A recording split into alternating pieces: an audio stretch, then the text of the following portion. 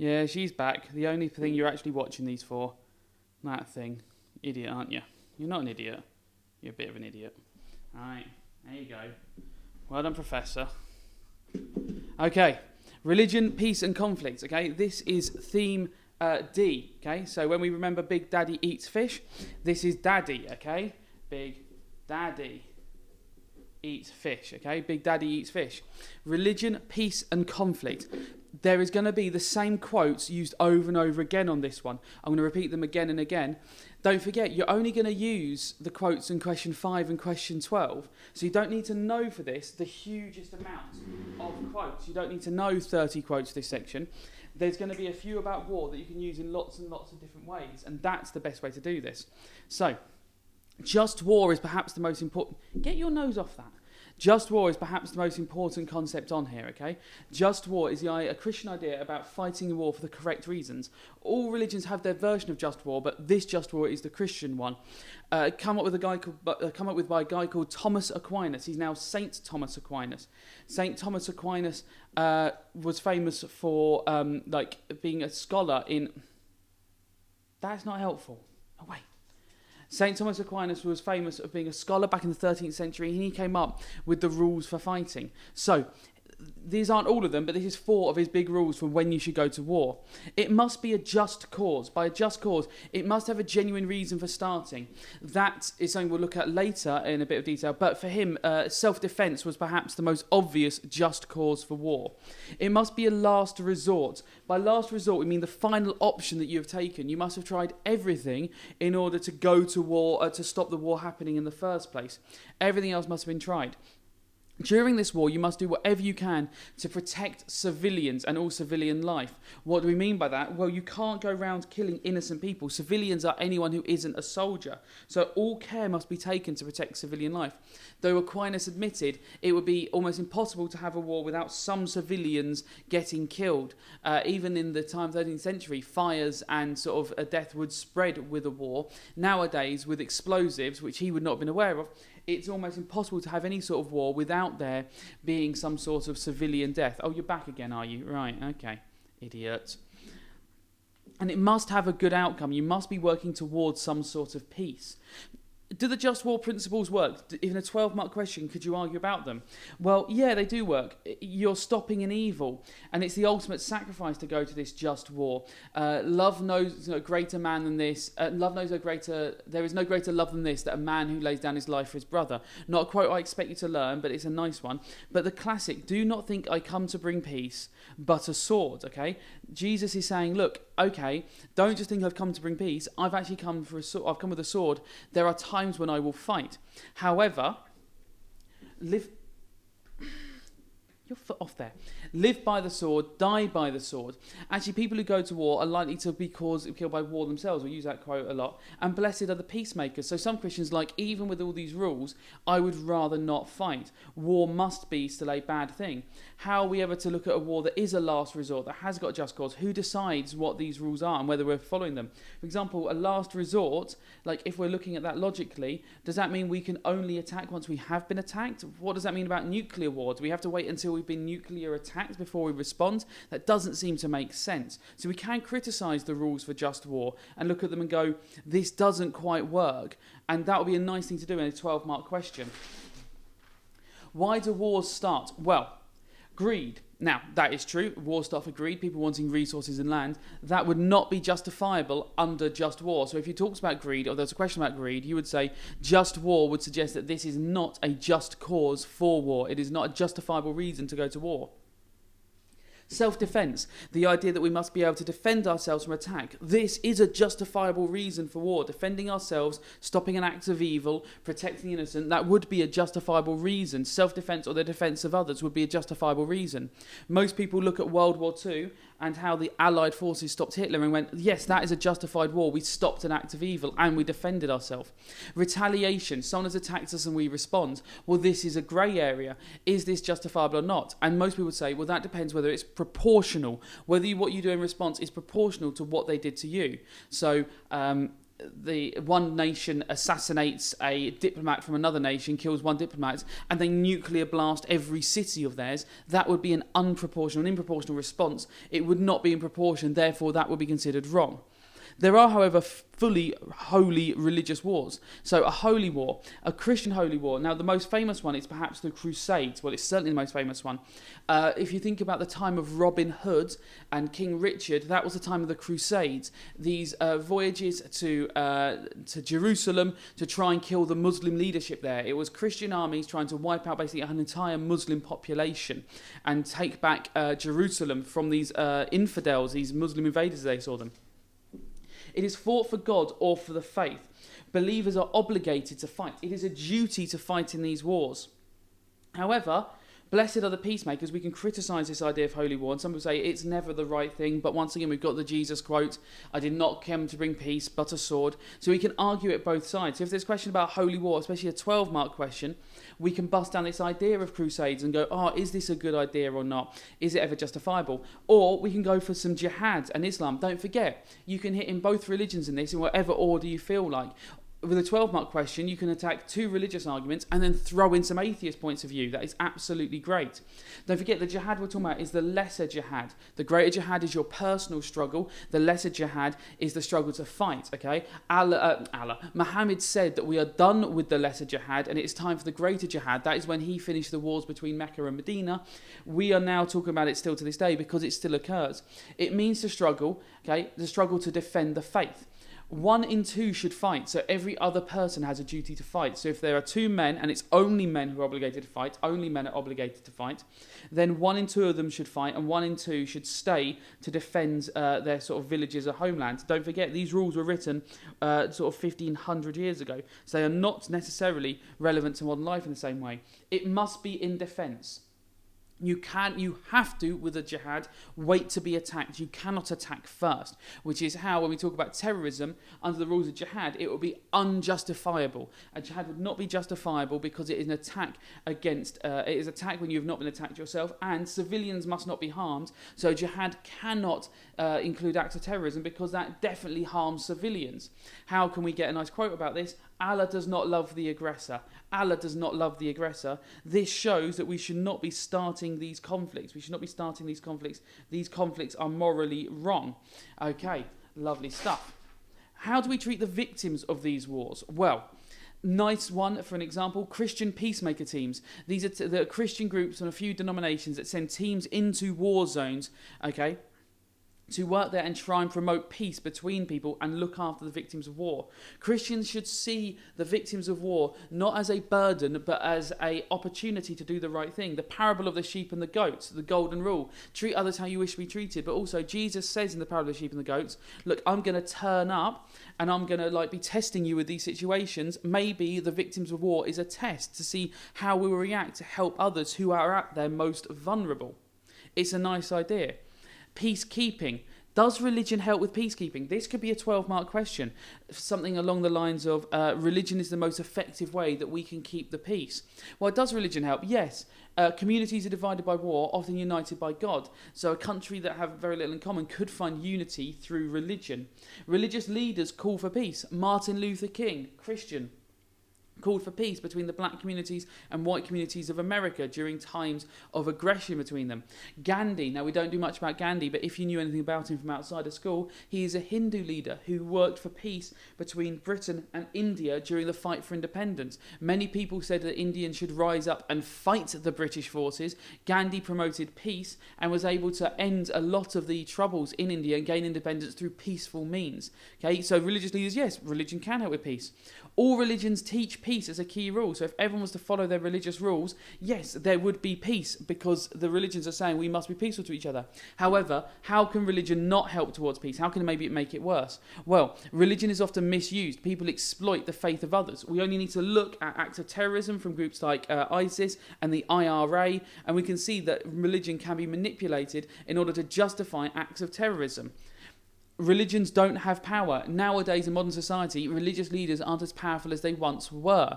Therefore, They can be ignored by prime ministers, presidents, and they don't have the power to stop them. So religions don't have the power to stop the wars in the first place. The religions disagree and can cause conflict. There are many religions that disagree, and conflicts can be between the religions. For example, the conflict between Northern and Southern Ireland is based around religious grounds as well. The war between Israel and Palestine is based around Jewish and Muslim religion as well. So sometimes the religions and the differences divide more than they bring together. WMD, what the hell does that stand for? Weapons of mass destruction. Weapons of mass destruction, okay? Now, these can be nuclear, biological, or chemical. Biological weapons are weapons that are sort of diseases that you could spread. If you have a virus that you're going to spread amongst the people, that is a biological weapon. The most famous is probably anthrax, a biological weapon that can be sent in the sort of post and stuff like that. And chemical weapons would be stuff like gases. Sarin gas, Agent Orange would be a chemical weapon. Why are these so controversial? Well, they are indiscriminate. Indiscriminate. That is awful handwriting, but indiscriminate. They do not discriminate. So discrimination for social justice is bad, but weapons that don't discriminate are really dangerous. A gun discriminates because you aim it and it kills who you are aiming at. You know, if you aim it correctly.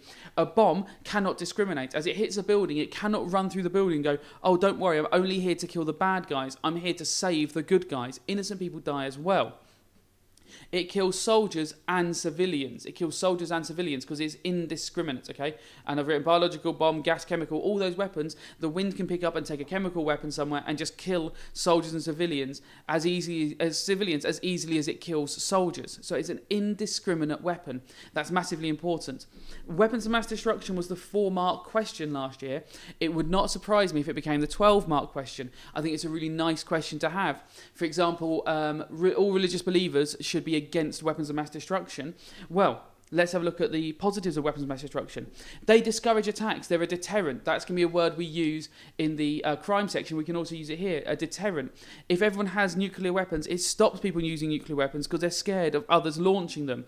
If I have one, you're not going to launch one at me because I'll launch one back at you. Therefore, they maintain peace. Okay, it stops the use of other weapons of mass destruction. And for example, a nuclear weapon might stop a country. If I have a nuclear weapon, I might be able to stop a country using a biological weapon by threatening them with my more powerful nuclear weapon. That's the theory anyway. And in some ways, that has worked. Since the invention of nuclear weapons, there has not been another world war. Nuclear weapons, the atomic bombs, ended World War II, essentially. Japan's involvement was ended at that point, bringing a close to most parts of the war. Therefore, we could see that actually they do bring peace, even though they themselves cause death. We could argue, blessed are the peacemakers, or we could use, I did not come to bring peace, but a sword. Maybe these weapons are the sword that Jesus is giving us nowadays to defend ourselves and to stop other wars happening. However, most Christians would agree the negatives of nuclear weapons outweigh the positives. Okay, it makes the use more likely, especially with extreme leaders. Kim Jong-un in North Korea is an extreme leader who may be less hesitant to use his nuclear weapon. Therefore, just because we all have them doesn't mean an extremist might not use one. It's against just war and jihad. The rules of just war and the rules of jihad say we cannot target civilians. These weapons, by their very nature, target civilians. Therefore, shouldn't we see them as morally wrong? The sanctity of life. We are meant to protect all life and think it is sacred. These weapons do no such thing. Thou shalt not kill. Live by the sword, die by the sword. If you're going to have nuclear weapons, you're going to live by the sword, you're going to live by having nuclear weapons, then you can expect to die by the sword. You expect to die by having nuclear weapons. If you're going to go around threatening countries with nuclear weapons, you should be expected to be threatened with them yourself. Right, terrorism. Does any religion justify terrorism? No, okay? It's a really easy one to argue against. Please, in your exam, do not argue in favour of terrorism from any religion. No, it kills innocent civilians. That is against just war and jihad. Therefore, Muslims and Christians are against it. No, it has not got a just cause. It is not a response to a cause because it is not fought as a retaliation. It is an attack. Even if there is a war within that country, you could not say it's a proportional response because it's attacking civilians again. It is not proportional, as in it does not respond to what the attack has been in the first place. And it is an attack, not self-defense. Allah does not love the aggressor. Allah does not love the aggressor. That's a really nice way to argue against terrorism. Please do not get tricked into arguing in favour of terrorism on a 5-mark question. If it's a 12-mark question, be very careful with how they've worded it. It's fairly certain they're not going to make you argue that terrorism is correct, though we will look at something that you could argue is similar to terrorism later. Pacifism. Pacifism is the idea that all violence is wrong. All violence is wrong.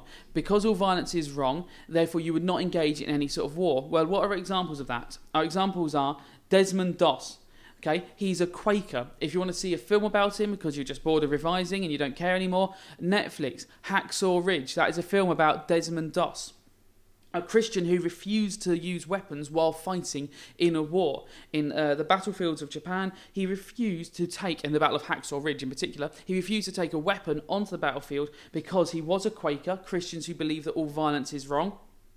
And because of that, he was willing to die for his fellow man, but not willing to kill for his fellow man. Martin Luther King, civil rights leader and a Baptist Christian, refused to use weapons. Okay, Martin Luther King's favourite quote was turn the other cheek, because he would not respond to other people's violence with violence, and that could apply to Desmond Doss as well. The positives of pacifism, why is it a good thing? Well, it promotes peace and stops death. That's really easy. It is a good example for others. If you're a pacifist, then other people will be a pacifist. Treat other people as you wish to be treated, the golden rule. Live by the sword, die by the sword. War will cause death, okay? Blessed are the peacemakers. Any quote that's anti-war you can use to define why pacifists are in the right. However, in a 12-mark question that was saying every good Christian should be a pacifist, how would we argue against pacifism? Well, what about holy war? We have a duty to defend the faith. We can't be a pacifist in that situation if we've got a duty to defend God or a duty to defend our religion. It can allow evil to occur. Would pacifism between 1939 and 1945 have allowed Hitler to end up ruling the world? It took war to stop Hitler. Most people would not believe that pacifists could have stopped him. As Hitler was so evil, he probably would have reacted to pacifism with more violence. And don't forget, Jesus doesn't say we cannot ever be violent within war.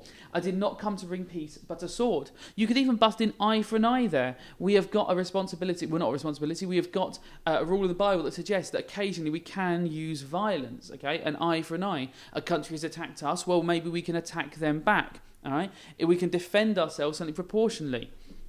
This book ran out, so I had to buy another one. Okay. Justice, okay? Justice is a simple term. I don't think we're going to talk about it for very long, but wars are fought to restore justice, or should be fought to restore justice. God is just, so we should aim to make the world just through our actions. It helps to stop evil and help the oppressed because we're fighting for justice. They did ask a justice question as the 4-mark on the first paper in the Islam section.